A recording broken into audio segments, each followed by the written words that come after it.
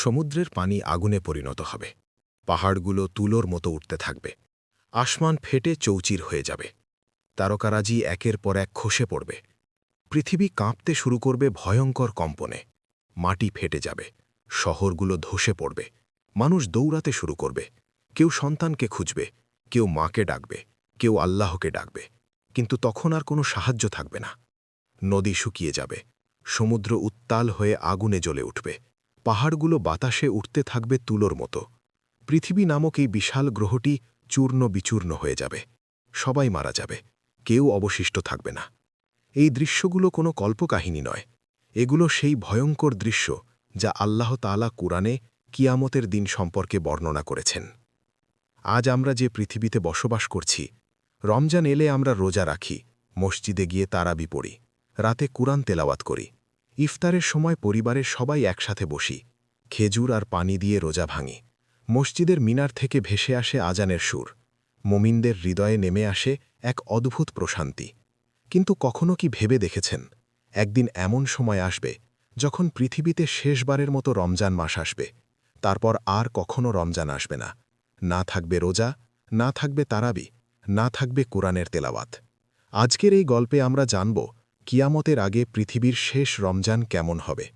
কিন্তু সেই ভয়াবহ সময়ের আগে পৃথিবীতে এসেছিল এক শান্তির যুগ। ঈসা আলাইহিসসালামের যুগ। দাজ্জালের ফিতনা শেষ হয়ে গেছে। মানব ইতিহাসের সবচেয়ে বড় পরীক্ষার একটি শেষ হয়েছে। আল্লাহর হুকুমে হজরত ঈসা আলাইহিসসালাম দাজ্জালকে পরাজিত করেছেন।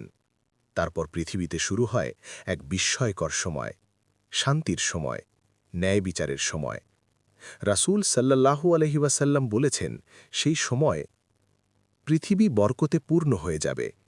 একটি ডালিম খেয়ে একদল মানুষ তৃপ্ত হয়ে যাবে। একটি গরুর দুধে একটি পরিবার পান করবে। জমিন এত ফসল দেবে যে মানুষ বিস্মিত হয়ে যাবে। বাঘ আর হরিণ একই স্থানে পানি পান করবে। একটি শিশু সাপের পাশে খেলবে, কিন্তু সাপ তাকে কামড়াবে না। পৃথিবী তখন নিরাপদ। মানুষ আল্লাহর ইবাদাতে ব্যস্ত থাকবে। মসজিদগুলো ভরে যাবে মুসল্লিতে। কোরআনের তেলাওয়াতে মুখর হবে পৃথিবী। কিন্তু দুনিয়া তো চিরস্থায়ী নয়। আসসালামু আলাইকুম, প্রিয় ভাই ও বোনেরা। আপনারা কে কোথা থেকে আমাদের কোরআনিক স্টোরিজ চ্যানেল এবং এই ভিডিওটি দেখছেন, কমেন্টে অবশ্যই জানাবেন। আপনাদের প্রতিটি কমেন্ট আমাদের জন্য অনেক মূল্যবান। আর কোরআনের আলোতে এমন আরও সুন্দর গল্প পেতে আমাদের চ্যানেলটি সাবস্ক্রাইব করতে ভুলবেন না। আল্লাহ তাআলা আমাদের সবাইকে হেদায়াত দান করুন, আমিন। একসময় হজরত ঈসা আলাইহিসসালামও ইন্তেকাল করবেন। তার মৃত্যুর পর পৃথিবীর অবস্থা ধীরে ধীরে পরিবর্তন হতে শুরু করবে। প্রথমে খুব ধীরে, তারপর দ্রুত। মানুষ আবার দুনিয়ামুখী হবে।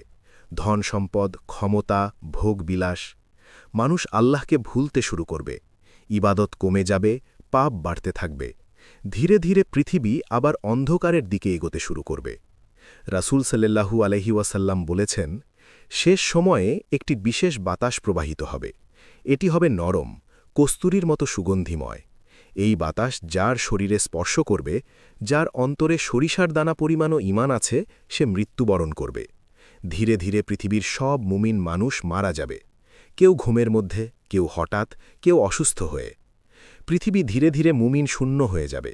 এটা ছিল মুমিনদের প্রতি আল্লাহর শেষ দয়া। কারণ সামনে যে ভয়াবহতা আসছে তা যেন মুমিনরা দেখতে না পায়। এক গভীর রাতে মানুষ ঘুমিয়ে আছে। মসজিদের তাকগুলোতে কোরআন রাখা আছে, মাদ্রাসায় হাফেজ ছাত্ররা ঘুমিয়ে আছে, লাইব্রেরিতে হাজার হাজার কোরআনের কপি রয়েছে। ঠিক সেই রাতে আল্লাহ তাআলা পৃথিবী থেকে কোরআন উঠিয়ে নেবেন। মুসহাফ থেকে অক্ষর মুছে যাবে, হাফেজদের হৃদয় থেকেও আয়াত হারিয়ে যাবে। মানুষ সকালে উঠে দেখবে কোরআন নেই, কেউ আর একটি আয়াতও মনে করতে পারছে না। তারপর একদিন আকাশে উঠবে চাঁদ। এটি হবে রমজানের চাঁদ। 1400 বছর ধরে এই চাঁদ দেখলে মুমিনদের হৃদয় আনন্দে ভরে যেত। কিন্তু সেই দিন পৃথিবীর কেউ আকাশের দিকে তাকাবে না, কারণ মানুষ ভুলে গেছে রমজান কি। রাত শেষ হল, ভোর হল, কিন্তু কেউ শেষ রাতে উঠল না, কেউ সাহারি খেল না, কেউ ফজরের নামাজ পড়ল না। মানুষ ঘুমিয়ে আছে অথবা পাপের মধ্যে ডুবে আছে। সূর্য উঠল, দুপুর হল, বিকেল হল, কিন্তু কোথাও আজান নেই। মসজিদের মিনারগুলো নীরব। সূর্য ডুবে গেল, কিন্তু কেউ ইফতার করল না, কেউ রোজা রাখেনি। মানুষ সারাদিন খেয়েছে, পান করেছে, পাপ করেছে। রাত নেমেছে, মসজিদগুলো অন্ধকার। কেউ কোরআন পড়ছে না, কেউ কাতারে দাঁড়ায়নি। মসজিদগুলো এখন পরিত্যক্ত বাড়ির মতো। এটাই পৃথিবীর ইতিহাসে সবচেয়ে ভয়াবহ রমজান। তারপর একদিন মানুষ ঘুম থেকে উঠল, কিন্তু পৃথিবী অন্ধকার। ঘণ্টা পার হয়ে গেল, সূর্য উঠল না। মানুষ আতঙ্কিত হয়ে পড়ল। হঠাৎ আকাশ আলোকিত হল। মানুষ চিৎকার করল, সূর্য উঠেছে। কিন্তু মুহূর্তেই সবাই ভয় কেঁপে উঠল। কারণ সূর্য উঠেছে পশ্চিম দিক থেকে। তওবার দরজা চিরতরে বন্ধ হয়ে গেছে। তারপর সাফা পাহাড় ফেটে যাবে, মাটি কেঁপে উঠবে, ধুলোর ঝড় উঠবে। সেখান থেকে বের হবে এক অদ্ভুত প্রাণী, দাব্বাতুল আর্দ। সে মানুষের সাথে কথা বলবে, মানুষকে চিহ্নিত করবে। তারপর ইয়েমেনের দিক থেকে এক ভয়াবহ আগুন বের হবে। এই আগুন মানুষের বাড়িঘর পোড়ানোর জন্য নয়, এই আগুন মানুষকে তাড়াবে। মানুষ দৌড়াতে শুরু করবে, আগুন তাদের পিছনে ধাওয়া করবে। শেষ পর্যন্ত পৃথিবীর সব মানুষ এক জায়গায় জড়ো হবে। তারপর আল্লাহর আদেশে ফেরেশতা ইসরাফিল আলাইহিসসালাম শিঙায় ফু দেবেন। প্রথমে একটি মৃদু শব্দ, তারপর শব্দ বাড়তে থাকবে।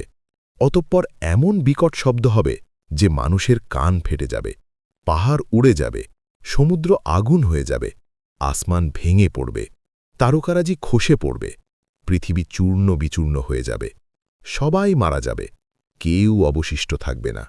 প্রিয় দর্শক, এই গল্প শুধু ভয়ের জন্য নয়, এটি একটি সতর্কবার্তা। আজও আমাদের সামনে কোরআন আছে, আজও আমরা নামাজ পড়তে পারি, আজও আমরা রোজা রাখতে পারি। কিন্তু আপনি কি নিশ্চিত আপনি আগামী রমজান পাবেন? হয়তো এই রমজানই আপনার জীবনের শেষ রমজান। তাই আসুন আজই তওবা করি, আল্লাহর দিকে ফিরে আসি। আল্লাহ আমাদের সবাইকে ঈমানের সাথে মৃত্যু দান করুন, শেষ জামানার ফিতনা থেকে হেফাজত করুন। আমিন। প্রিয় দর্শক, আপনি যদি কুরআন ভিত্তিক ইতিহাস, ঈমান নাড়া দেওয়া গল্প আর আখিরাতের বাস্তবতা জানতে চান, তাহলে এখনই কুরআনিক স্টোরিজ চ্যানেলটি সাবস্ক্রাইব করুন। ভিডিওটি লাইক দিন, কমেন্টে আপনার অনুভূতি লিখুন, যাতে করে এই ধরনের ভিডিওগুলো আপনার কাছেই আগে পৌঁছে যায়।